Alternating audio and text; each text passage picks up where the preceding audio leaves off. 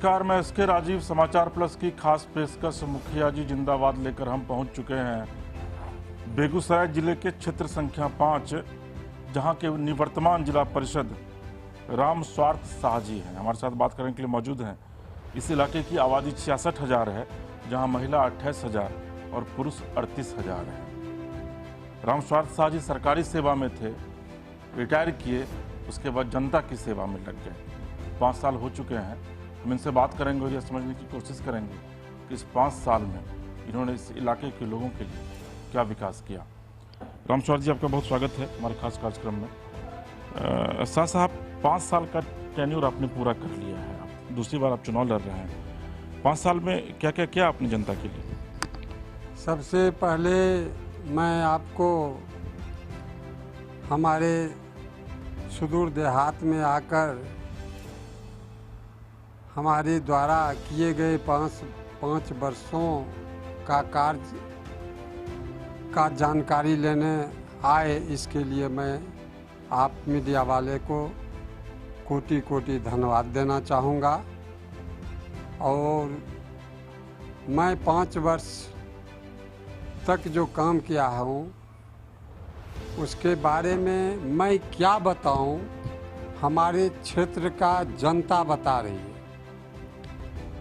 खास करके मैं सरकारी सेवा में था, 15 में अवकाश प्राप्त हुए और सरकारी सेवा के तहत भी मैं कर्मचारियों का नेतृत्व ही करते थे।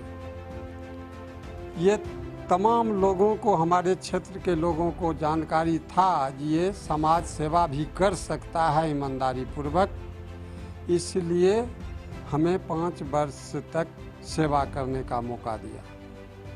साथ ही साथ जो सरकार का जो अंश हमें मिला उसमें 8 पंचायत आते हैं हमारे क्षेत्र में। मैं 8 पंचायत में तमाम पंचायतों में जो अंश आया उसको बराबर भाग में बांट दिया। किसी पंचायत में 40 लाख, किसी पंचायत में 32 लाख, किसी पंचायत में 20 लाख, ये मेरा कार्य योजना था। साथ ही साथ हमने जनता के बीच में रहकर जब समान बैठक होती थी, उस समान बैठक में हमने बार 2-3 मुद्दे पर चर्चा उठाया करता था। माननीय हमारे डीडीसी और जिला समाहर्ता के बीच जो सबसे पहले हमारे क्षेत्र में गरीब जनता है, उसके थाली में दाल रोटी का व्यवस्था होना चाहिए।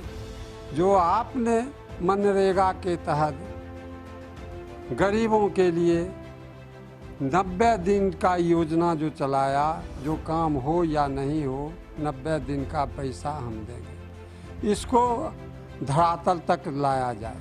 बाढ़ से जब डूबता है तो लोग बांध पर अपना यशयाना बनाकर बाल बच्चे के बारिश के दिन में भी रहने को मजबूर हो जाता है। उस पर यह सरकार, ये 2 इंजन का सरकार, कुछ देखने को सिर्फ ढकोसला करना जानता है, सिर्फ पेपरबाजी, न्यूजबाजी, लेकिन धरातल कुछ नहीं आता। आज से पूर्व इस क्षेत्र के माननीय हमारे गुरुदेव विधायक रामदेव बाबू थे।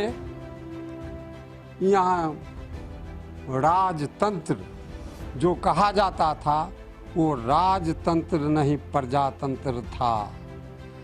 हम अपने जनता के बीच 24 घंटा में 16 घंटा अपना समय दे करके उनके दुख दर्द में साथ रहते हैं। और छठियारी से लेकर कठियारी तक मैं उनके शादी से श्राद्ध तक उनके कार्यक्रम में हम उपस्थित रहते हैं। इसलिए यहाँ का जनता फिर हमें चुनकर भेजने का काम करने के लिए तैयार है। 5 साल में महिलाओं के लिए क्या कुछ काम किया है आपने? क्योंकि महिलाओं की एक अच्छी खासी तादाद है आपके इलाके में।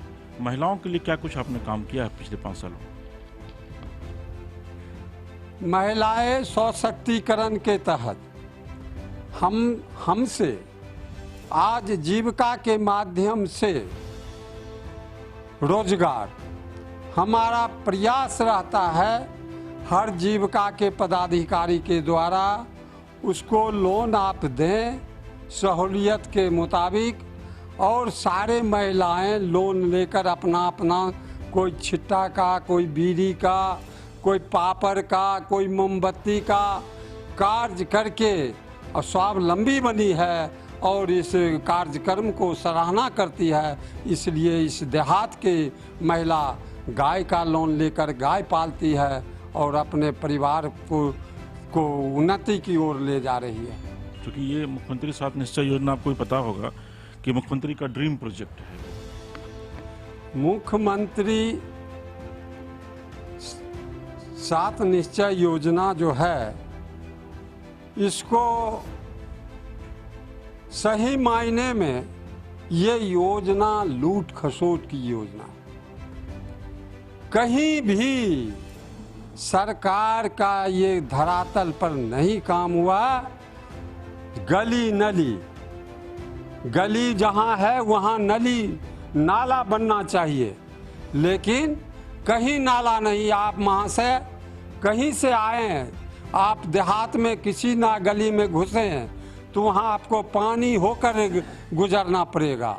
इसलिए यह भी, और जल नल जो है, जो पानी पीने के लिए कहे हैं हमारे नीतीश जी, जो हम स्वच्छ जल दे रहे हैं पीने के लिए गरीबों को, वह स्वच्छ नहीं, वह स्वस्थ करने के लिए जो स्वच्छ व्यक्ति है उसको ब्लड प्रेशर का बीमारी पैदा करवाने के लिए ये जल नल योजना चलाया है।